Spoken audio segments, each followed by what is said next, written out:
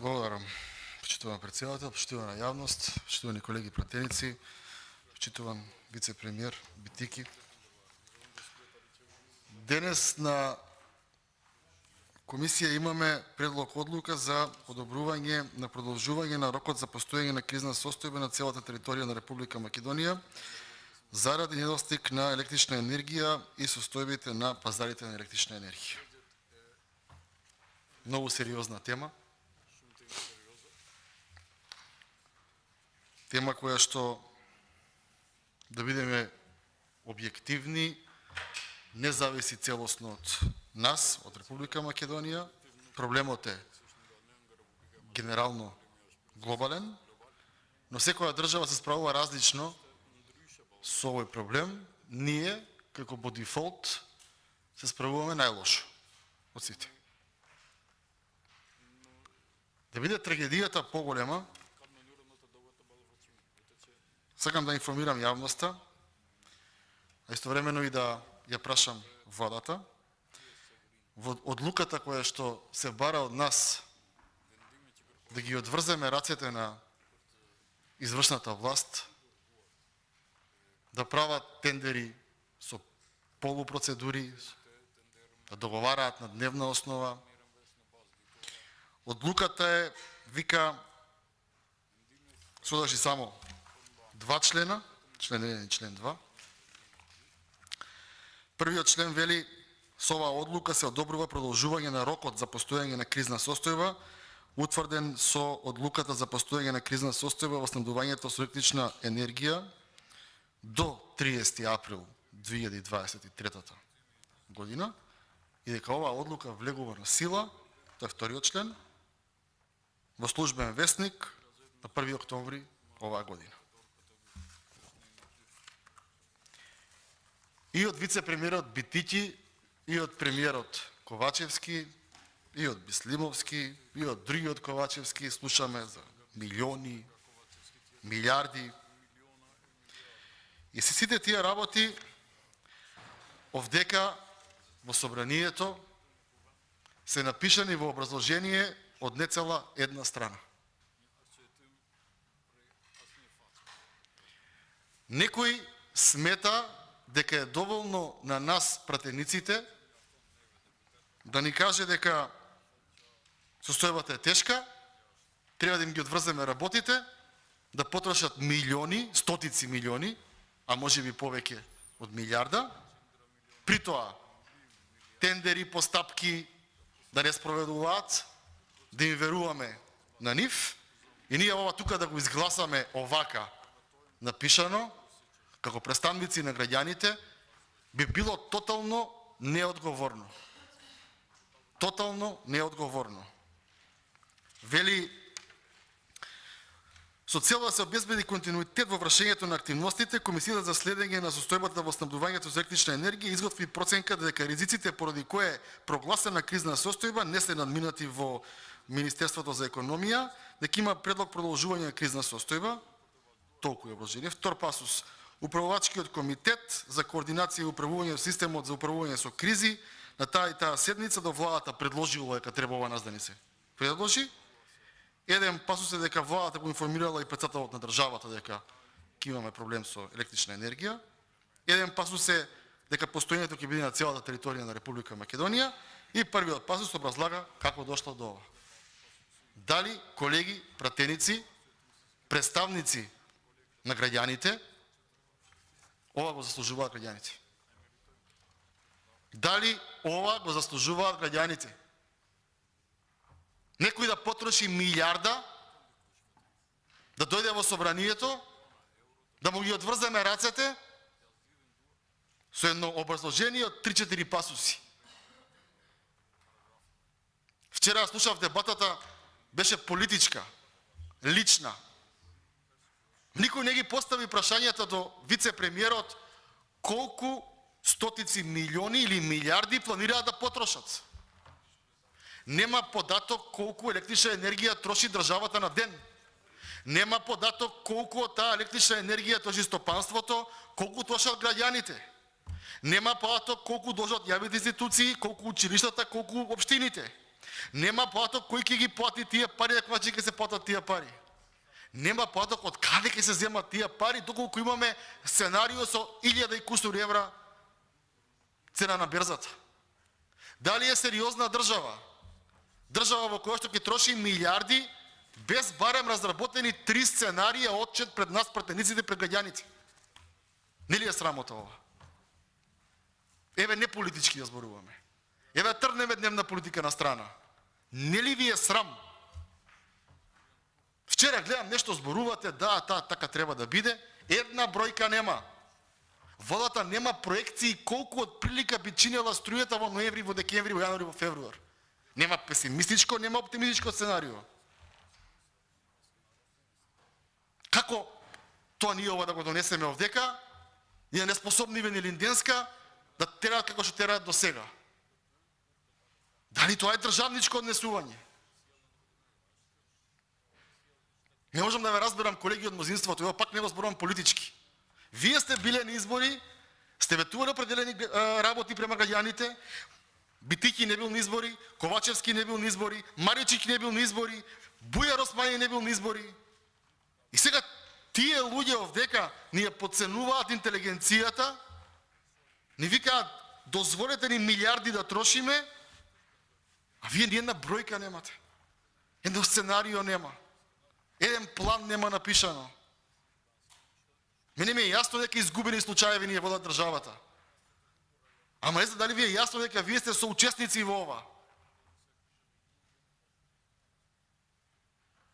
За уставни суди молчите, за енергетика и трошење милиарди фаќате дневна политика, како било од 2002, како било од 2005, како било од 2006.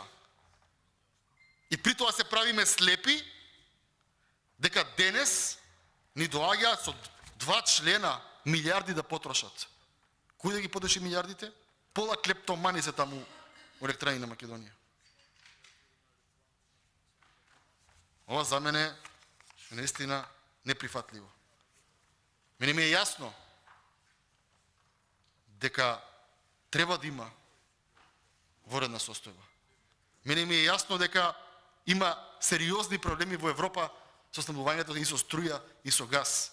Ама не ми е јасно како може ова да го минуваме без ни една бројка унатре.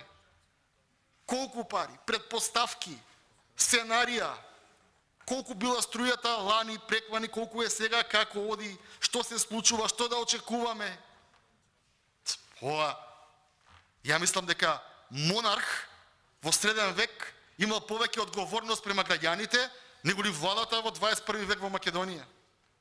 Мене ми е јасно дека они имаат психологија на црвени кмери, дека зеле државата со големи ветувања за големи реформи структурни, дека ништо не е успеале. Се ми тоа јасно мене.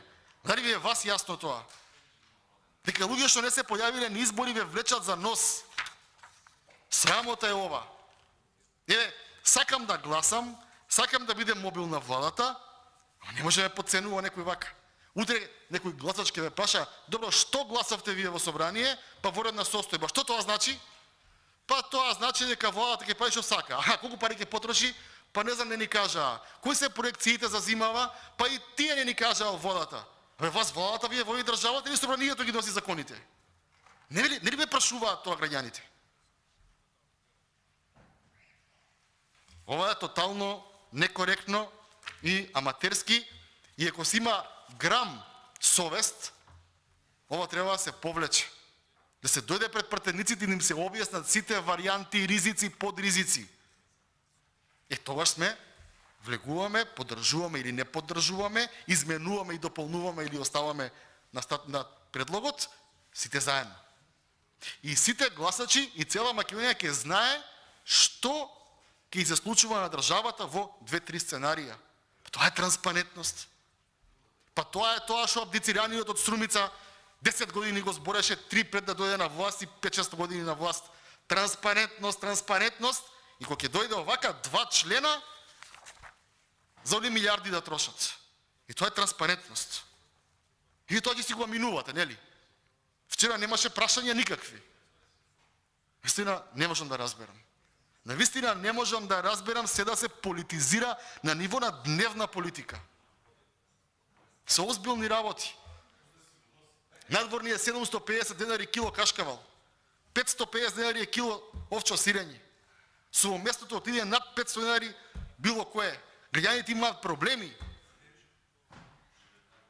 Вие доаѓате овдека, од нивните пари, од нивните даноци, од нивната скапотија парите, тројца клептомани ги си ги трошат. И се клептомани, не им верувам, вие го знаете тоа дека така сме ги разговарали овдека многу пати. Мислам дека ова е навистина срамно. Навистина срамно е што било кој наод, ево од каде е сумњата, дополнителна. До сега се фактите. Еве и други. Центарот за граѓански комуникации ви вели дека секоја втора фирма која учествувала во тендерите во Македонија вели дека има корупција. Значи не правеле анкета на членови на опозиција, на власт, на не знам кој, правеле анкети анонимни на оние кои што, господине Бидики, вие највеќе треба да ги штитите, реалниот сектор и фирмите велат дека има корупција за секој втор тендер. Сами си го признаваат тоа. Имаше една сторија, јас неколку пати ја зборувам од оваа собраниска говорница минатата година, беше на Алсат телевизија, каде што луѓето точно, новинарите, ви ги фатија фирмите, ви ги фатија договорите, ви фатија кој бил подвезедувач, па таа фирма како пропаднала, потворил истиот нова фирма, па Кисијан копал како подвезедувач и како сите пари на крај се вселат у Струмица. Молк од вашата транспарентност. Мамара. И на толку многу криминали, на толку многу скандали, која е дрскоста и ароганцијата да ми дојдете во собрание со 2 члена и да ви гласам милиарди да трошите. Да бидеме на чисто. Треба да има. Треба да се знае. Треба транспарентност. На нетранспарентен начин вака, да си правите што сакате и потоа преку медиумите што ги контролирате да обвинувате дека некој друг кочи или е против државата, тоа може во штабовите, а веќе и таму не ви веруваат. Пошто голем дел од раководството и не ве познаваат. Значи, фирмите викаат дека ги рекетирате. Не опозицијата, оние кои што учествуваат на вашите тендери, велат дека ги рекетирате, а вие за тоа како по дефолт одговори немате. Немате одговори, почитувам представник на владата, за тоа дека барате секаде газ, ама само Мак Петрол е сигурен. Дека се друго ви е у ваздух. Ама за тоа ќе зборуваме утре на другата точка. Сте транспарентни, отчетни, се грижите за граѓаните, ама набавките за јаглен и договорите ви се скриени. Оние кои што плаќаат данок, за вие да ги уживате благодетите и да си играте држава, не може да ги видат договорите за јаглен, бидејќи ви се скриени. Кај да е државна тајна ќе ви станат.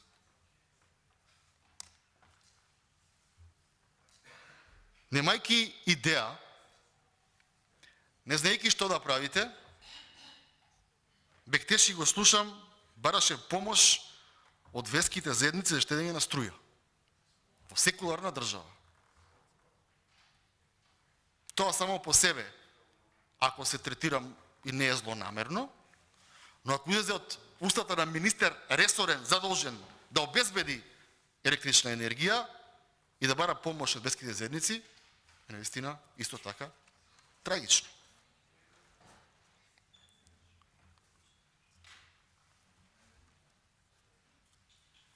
Давате изјави различни. Вие ве слушав неколку пати, господине Бидики, кажувате дека народот треба да биде спокоен и дека нема да има рестрикции за електрична енергија. По вас, Ковачевски кажа народот да биде спокоен, нема да има рестрикции за електрична енергија, ама бидејќи во владата, вака најзадолжен ви е за по медиуми и за јадење на ќотек, условно кажано во наводници, вие Бислимовски. Бислимовски вели дека може да има и рестрикции. И јас како граѓанин На кого да му верувам? Бидејќи вие, господине Битики, кажувате дека возиме наевтино гориво, Беслимовски го покачува секој ден горивото. Вие зборувате дека има струја, Беслимовски вели дека нема да има струја. Некако Беслимовски или е постручен, или тој треба да припреми јавноста за она што следи. Ве молам да се изјасните од оваа собраниска говорница.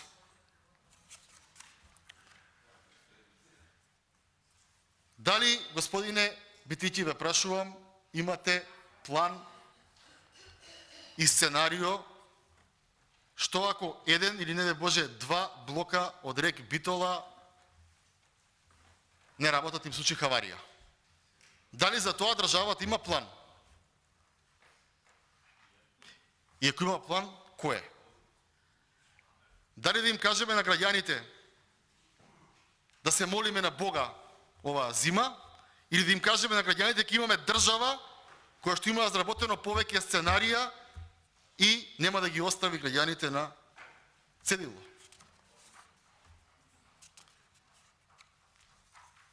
Дали, господине Битики, ги прашував и вашите колеги кои што представуваат владата различни точки, се чувствувате како приказната со мравката и штурчето?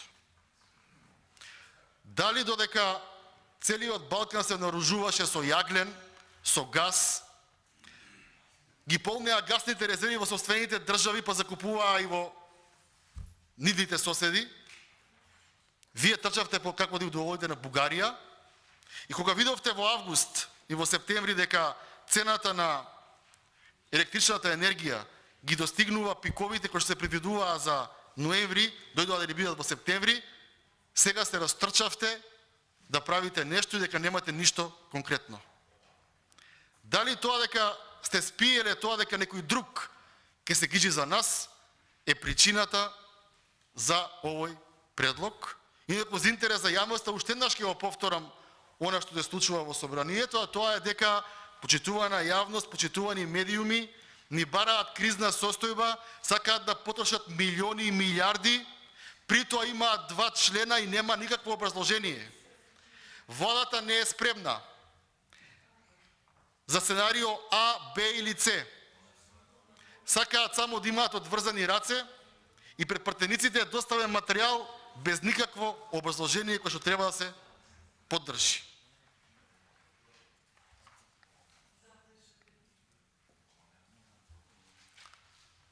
Граѓаните прашуваат, господине Битики, што е со ноќните вишаци на струја? Дали многу, дали малку крадете? Дали го продавате во 4 очи? Дали оди на берза? Исто така се прашања кои што препоставувам дека заслужуваат и одговори. Ме интересира, господине Битики, што ќе се случи ако цената на гасот се покачи за 10 пати? Дали имате план што ќе се случи ако војната се разгори,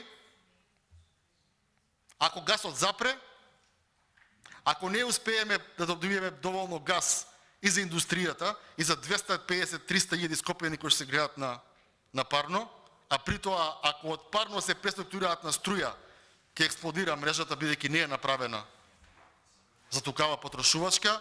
Дали имате план и ме интересира кој е планот? Барам сите овие прашања да ми се одговорат, доколку сакате да ова биде поддржано. Дали, господине Битики, имате план што правиме со количествата на загубите електрична енергија? Зашто не ја објасните на јавноста колку посто од струјата се губи и колку посто се краде и кој тоа го плаќа?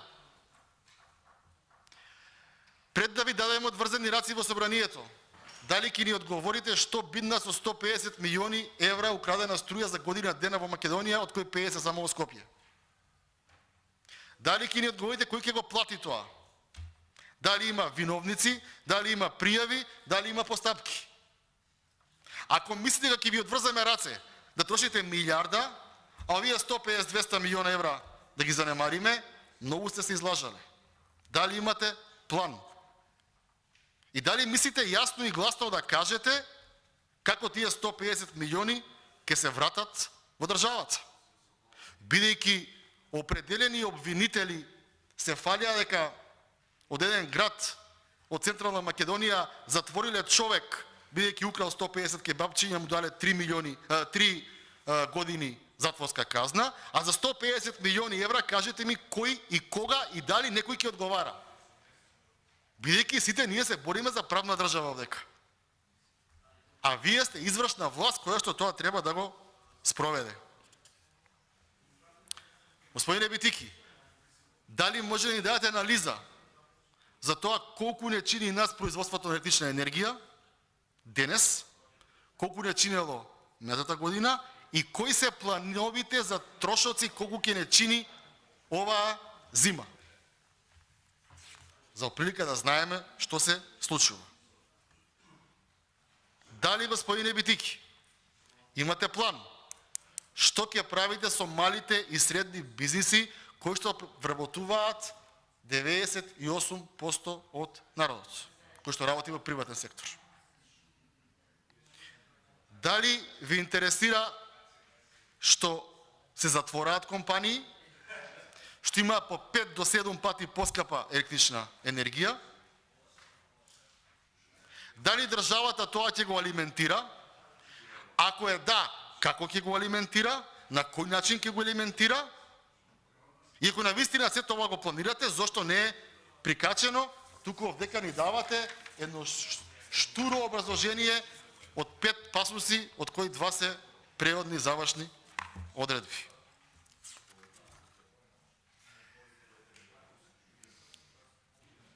Господине Битичи, главниот извор за топлина во Република Македонија е цената на, ако може на колегите од ДУИ малку ги замолите за и ја вас.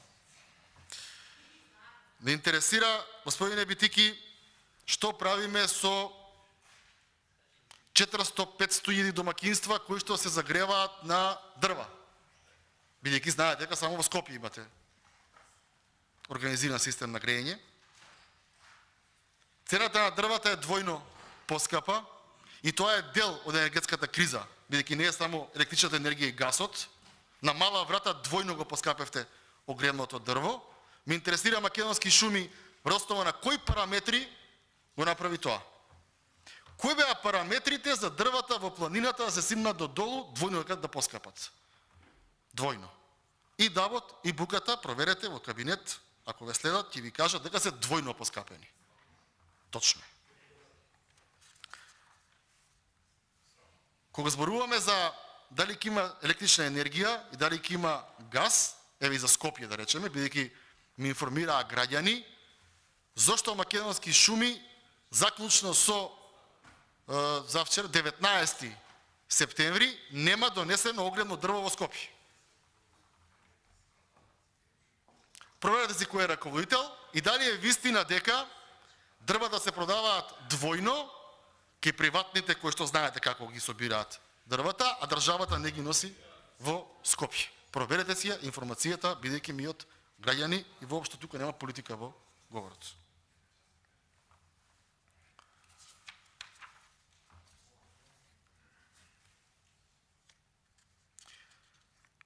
Енергетскиот план, претпоставам дека си го запишавте, дека ме интересира, да ни го дадете, и ме интересира на крај, поврзано е со ЕЛЕМ и со МЕПСО. Ве молам да ни објасните, господине Битики, како е возможно компанија која што ви оставена со 24 милиони евра суфицит, сите долгови исплатени, добавувачи исплатени, на сметка 24 милиони евра, една од најпрофитабилните компанија, можеби најпрофитабилна во изминатиот период, да ја направите да биде една од најголемите загубари со толку долг. 50 милиони евра, што се случуваше и зашто е толков долгот во електрани на Македонија. И второ ме интересира, господине Битичи, бидејќи сум го читал и го знам законот за работата и организацијата на МЕПСО, законот е така направен да МЕПСО не може да биде во загуба. МЕПСО наплаќа по одлична цена и вие после 25 години успеавте за прв пат да го направите да биде загубар од 6 милиони евра. Дали за тоа имате потегнато постапки и кои ви се тие постапки? Има многу прашања. Граѓаните заслужуваат одговори. Пак ќе се вратам на првиот дел, така и ќе завршам. Јас оваа предлог одлука составена од 2 члена, со која се врега интелигенцијата на пратениците, се подценуваат граѓаните, бидејќи ние ги представуваме граѓаните. Вие не сте биле на избори како и вашите колеги од раководството на владата. Со 2 члена барате кризна состојба, да трошите милиарди и со образложение пола страна и потоа медиумски да кажувате како опозицијата нешто ви кочи. Не ви кочи. Опозицијата бара сериозност, бидејќи ова се многу сериозни времиња. Бугарите на маса ви кажаа дека ако искате струја, ќе се подите по берзанска цена, се трчаме од Турција, со србите ќе трампаме нешто, стојбата е сериозна. И ако мислите дека граѓаните немаат право да ги знаат сценаријата и тоа што ги очекува оваа зима, да знаете дека јас тоа нема да ви го поддржам, бидејќи сте некоректни, бидејќи сте нетранспарентни и бидејќи сте умислени монарси на оваа држава, бидејќи луѓе што никогаш не сте тропнале на врата и политички и економски ја украдовте државата и волјата на граѓаните. Благодарам. Благодарам. Реплика има вице-премиерот Битики. Повелете.